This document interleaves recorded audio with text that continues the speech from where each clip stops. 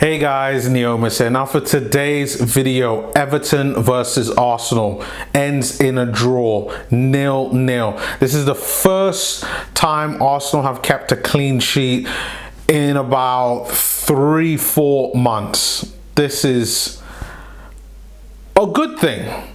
But stay tuned to my thoughts and my views, and if you haven't done so already, please hit the subscribe button, comment, like, and subscribe. Now, let's get started.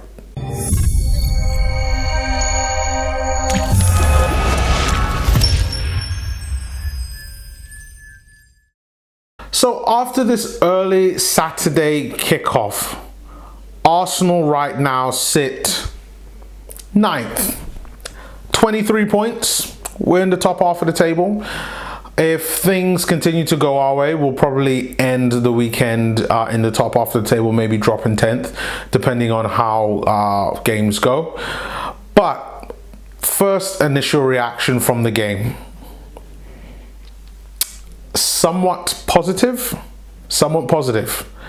I do have to say, the way how Ljungberg has done, not just over this game, but over the subsequent games, it's been a learning experience for him. And I do like the fact that he continued with this 4-3-3 formation, and the overall way in which we played was okay.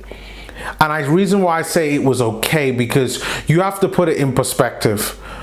We have about 4 to 5 young players in the starting lineup, which included Gabriel Martinelli, Bukayo Saka, Reiss Nelson, Emile Rowe, and then later on, Willock was in here as well, along with an inexperienced right back in Maitland-Niles. So we've got so many young players in this team that you have to remember, when there's so many young players, they're going to make mistakes. And that's all they did all game. They worked hard, they all tracked back, they were all solid defensively. But when it came to providing that quality that was needed in the final third, or just before building up the passing, I mean, the passing of both sides was absolutely just dreadful. And that's the only criticism that you could have to these young players. But I always remember, they're young players. They're going to make mistakes. I remember Arsene Wenger used to say it perfectly. Like, if he incorporates a young player in his team across a whole season, those young players are going to cost him about 10 points each. And this is what we're seeing here today in this game. Did they do anything that was explicitly bad? No. But just a few kind of wayward passing. Sometimes the wrong decisions at certain times on who to pass the ball to. Sometimes when you're taking a shot, just skying it over the bar. Martinelli, for instance. Yes, you can criticize him for that. But should you really criticize him? And I really start to think, how have Arsenal got into this position where we're having to rely on 18, 19 and 20-year-olds not coming up off the bench but being in the starting 11? This comes down to the board not investing in this squad adequately enough, not having a definitive plan 2 years ago for where we are right now. Edu has got a massive job. This January transfer window is the first time Eddie will really have to impose his ideas, and we need his ideas quickly, really quickly, because we had in a game where, let's look at the positives. Our defense was actually really good. So we started off with a 4 at the back with Maitland-Niles, David Luiz, Calum Chambers and Bukayo Saka. And I do have to say, the back 4 solidly today perform admirably well. For us to be able to perform like how we did and to get a clean sheet along with our goalkeeper, really good. And then Saka playing at left back when he's not a left back, I got mad props for that. big props up to Bukayo Saka.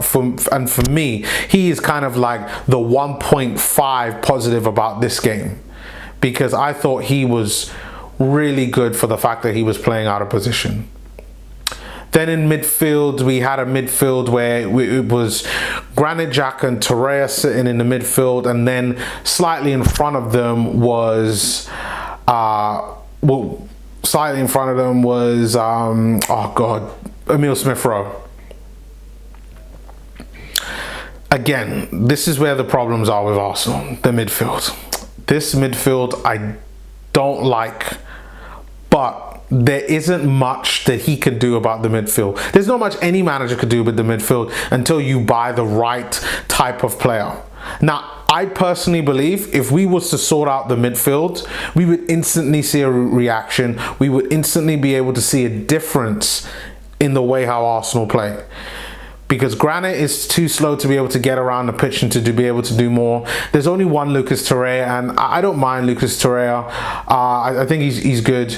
And then Emile Smith-Rowe, you know, he's a young player. He's still trying to develop his game. Again, going back to my first comments, you know, it's all about those mistakes. And he made quite a bit of mistakes, but, you know, it's something that you expect from a young player. Most of the time, you might get one, maybe two players in an Arsenal midfield or in an Arsenal starting 11, and you just deal with whatever one or two little mistakes that come here and there. But today, the game I was watching, I would say every young player made at least 3 to 4 mistakes. Some of those were either misplaced passes, not choosing the right person to pass to, shooting just either not going on target or making silly fouls. And those combination between the 5 Arsenal players, that's the reason why, you know, Arsenal's midfield and today's games didn't quite pan out into the 3-1 prediction that I was predicting. Now, I know everyone's thinking, but Neomis, like, don't you think that that's a bit too positive? No, I don't. I don't think it's a bit too positive. Because when you look at the players that we had up front, we had Martinelli on the left and Reiss Nelson on the right, who made his return, who I thought actually looked really, really good and looked like a far better player, similar to the player that we saw at Hamburg last season. I thought he was really good.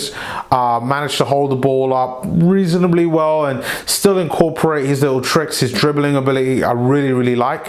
But we need to... This is where the recruitment comes into place to help support these players and their weaknesses that they have.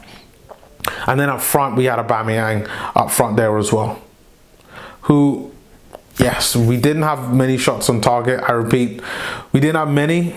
The number is 2. 2 shots on target is what we had here in this game. Is that what we want? No. But you know what? Big props up to the team. They followed the instructions that the coach had in Freddie Ljungberg. This is Ljungberg's last game in charge, and I think this was better. This was a better game. This is where I believe, this is the game where I think Freddie figured out, this is how I want to play. This is how I want everything to go. The defense actually looks pretty good. Other positives from this game. These young players are going to get better. They're going to get better. Martinelli will get better. Saka will get better. Reiss will get better. Willock will get better. Ainsley Maitland-Niles will get better. We need to give them time. If you've watched my previous video on Mikel Arteta appointment, the young players are going to be the future. But we got to give them time. We got to give them time to develop. And this is something that we have to continue to be patient. I know a lot of Arsenal fans watching this video are thinking, why should I be patient? Kroenke lied to me and said that we were going to be challenging for trophies. Well, that's not going to happen now.